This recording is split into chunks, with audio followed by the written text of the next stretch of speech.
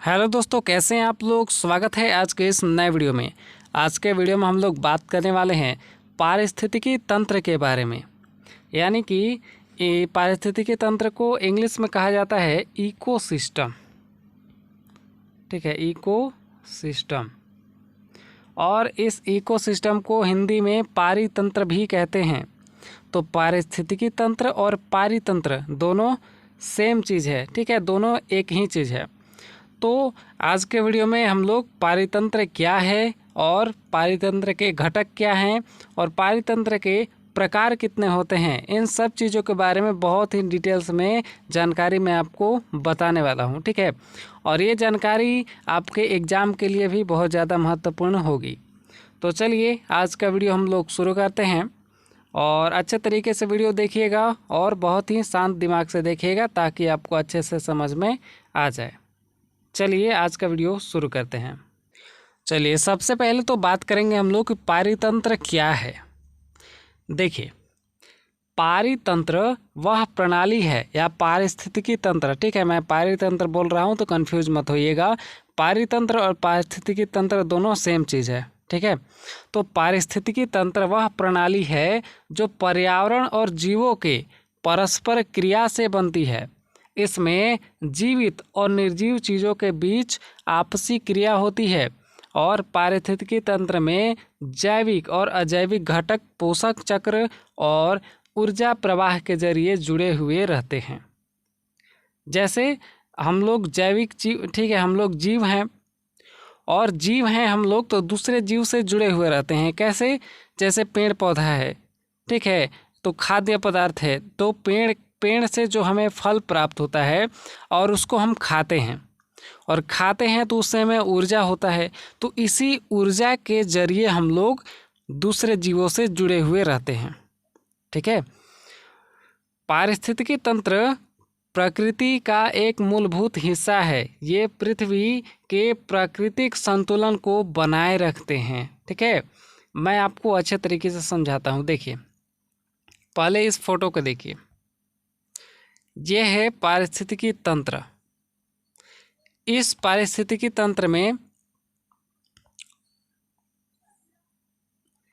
देखिए, इसमें जो है आपका जीव दिख रहा है यहाँ पे। ठीक है, आपको जीव दिख रहा है, पेड़ पौधा है, ठीक है, जितने भी कीड़े मकोड़े हैं जल में हैं, यहाँ पे देखिए बहुत से चीज़ें हैं, कछुआ है। तो जितने भी जीव हैं आपस में मतलब कि एक दूसरे से जुड़े हुए रहते हैं। ठीक है, एक अपना वातावरण बना लेते हैं। ठीक है, पर्यावरण बना लेते हैं। जैसे ये है जीव, इससे पानी से जुड़ा हुआ है। ठीक है, पानी पीता है तो इससे जुड़ा हुआ है, पत्ती खाता है तो उससे जुड़ा हुआ है, पेड़ पौधों से जुड़ा हुआ है।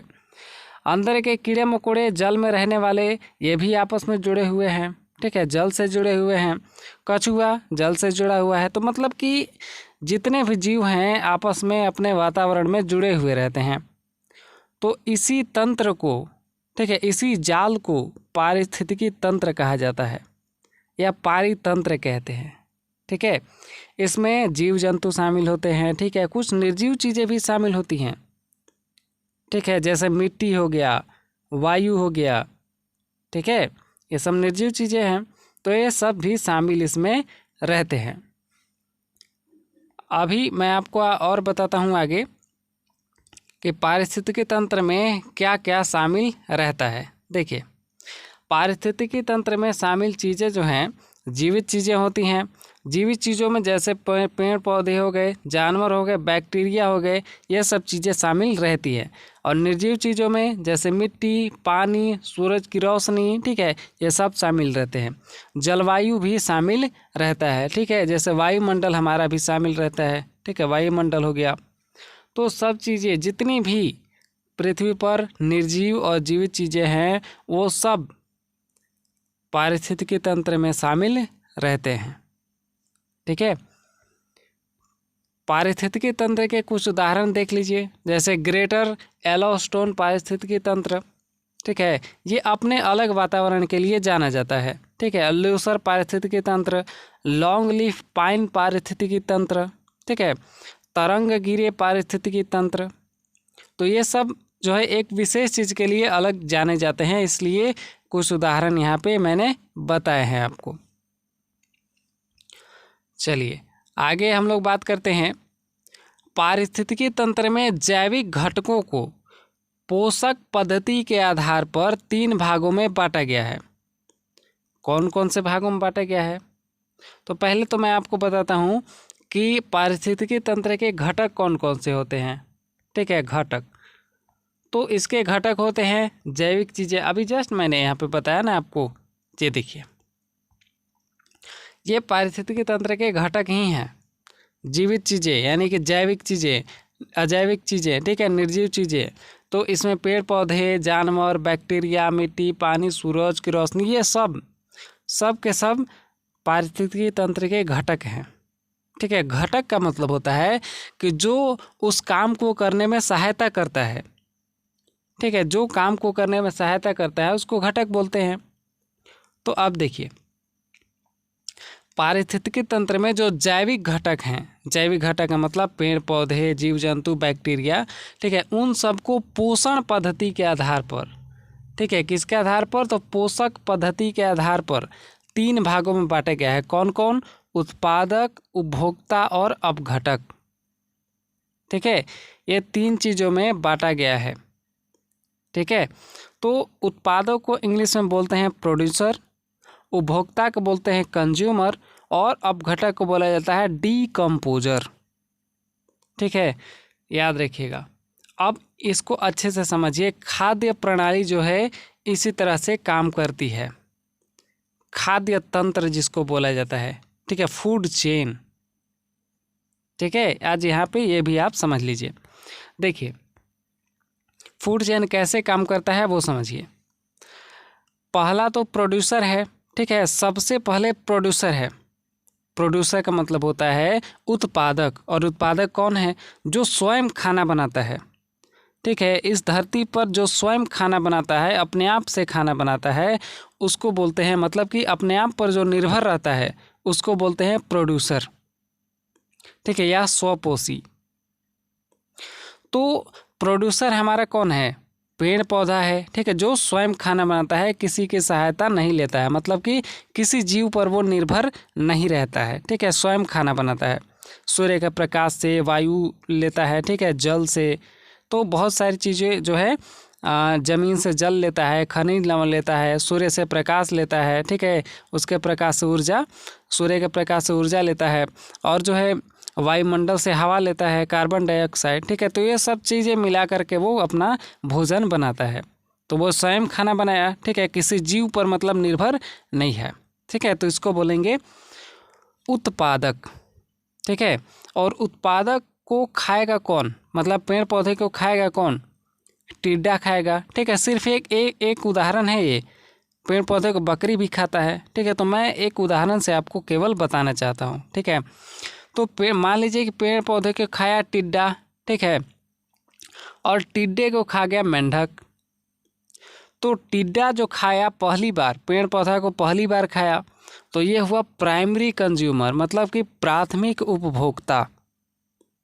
ठीक है, पेड़ पौधा को पहली बार कौन खाया? तो टिड्डा खाया।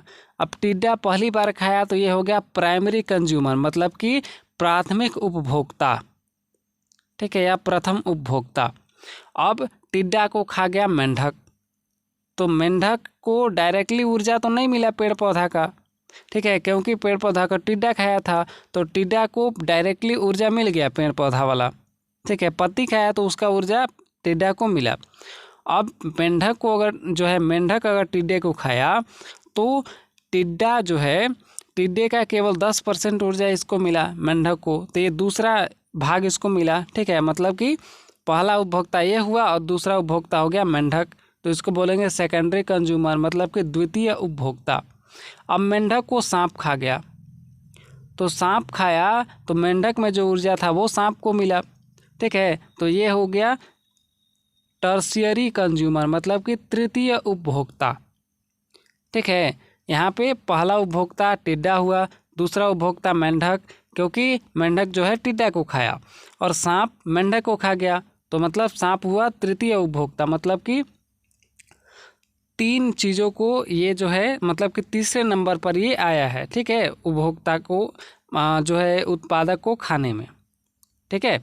और मेंढक अब जो है अब सांप को खाया बाज, ठीक है, या गिद्ध मान लीजिए, ठीक है, तो बाज खाया ये, तो ये क्या है, ये एक क्वार्टरी कंज्यूमर है। क्वार्टरी कंज्यूमर का मतलब हुआ चतुर्थ उपभोक्ता, ठीक है, तो ये चौथे नंबर पर आया, ठीक है। ईगल है ये, ईगल, ठीक है, गरुड़, गिद्ध जिसको बोलते हैं, तो ये गिद्ध जो है चौथे नंबर पर आ गया, ठीक है। देखिए कैसे, तो 1 नंबर पर आया टिड्डा, दूसरे पे आया मेंढक, और तीसरे पे आ गया सांप, और चौथे पे आ गया ये गिद्ध, ठीक है। तो गिद्ध जो आया ये चौथे नंबर पर आया, तो ये हुआ चतुर्थ उपभोक्ता, ठीक है। अब देखिए, अब बाज को कौन खाएगा, बाज को तो कोई खा नहीं सकता है, तो बाज जो बेचारा बूढ़ा होकर के मर जाएगा, ठीक है, मर जाएगा, तो इसके शरीर को बैक्टीरिया लोग क्या करेंगे कि खा करके या फिर काट करके इसको पूरा मिट्टी में मिला देंगे, ठीक है, मिट्टी में मिला देंगे, तो ये हो गया डीकम्पोजर। मतलब कि बैक्टीरिया लोग क्या काम किए, तो डीकम्पोजर का काम किए, ठीक है। डीकम्पोजर का मतलब होता है अपघटक। अपघटक का अपघटन क्रिया का मतलब होता है कि उसको तोड़ तोड़ कर पूरा ख़त्म कर देना, ठीक है। तो बाज के शरीर को ये लोग ख़त्म कर दिए, ठीक है, खा करके ख़त्म किए या तोड़ करके मिट्टी में मिला दिए, ठीक है, मतलब काट कर मिट्टी में मिला दिए, तो ये हो गया डीकम्पोजर, ठीक है। डीकम्पोजर में क्या आते हैं, तो बैक्टीरिया, ठीक है, और कवक, ठीक है, ये सब चीज़ें आते हैं। अब देखिए यहाँ से फिर शुरुआत हो जाएगा, डीकम्पोजर के बाद फिर शुरुआत हो जाएगा, जो है इसके जितने भी न्यूट्रिएंट्स थे, मतलब जो पोषक तत्व थे, वो सब मिट्टी में मिल गए। बाज के जितने भी पोषक तत्व थे कहाँ गए, मिट्टी में मिल गए, ठीक है। मिट्टी में मिले तो फिर से मिट्टी से पौधा बना, और फिर से सेम प्रक्रिया वही चलता रहेगा। पौधा को टिड्डा खाएगा, टिड्डा को मेंढक, मेंढक को सांप, सांप को बाज, बाज फिर से जो है मर जाएगा, और फिर से यहाँ से पौधा उगेगा, फिर से वही टिड्डा खाएगा, ठीक है, सेम टू सेम।